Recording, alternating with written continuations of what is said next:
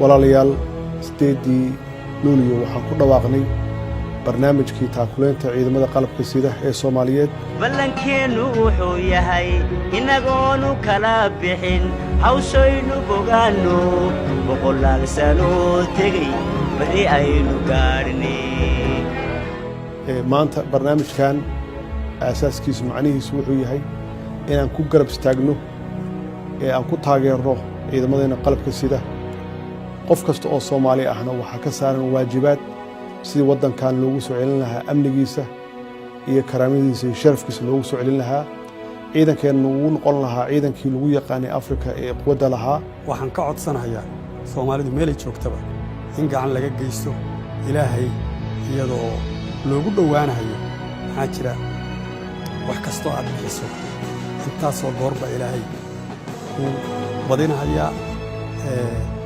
intaad nooshahay iyo markaad dhimato laga bilaabo qabriga ilaa qiyaamahana Ilaahay waa ku siinayaa sadaqadii aad bixisay dhammaan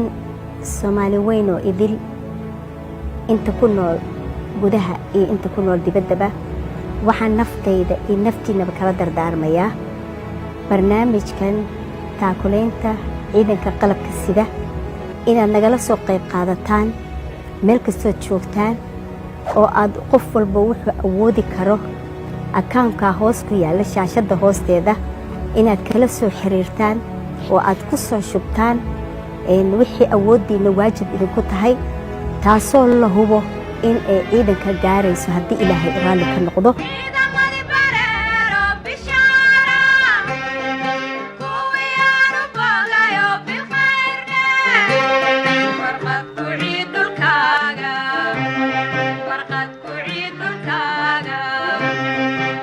balankeenu wuxuu yahay inagoonu kala bixin hawshaynu bogaano boqolaal sano tegay bari aynu gaarnay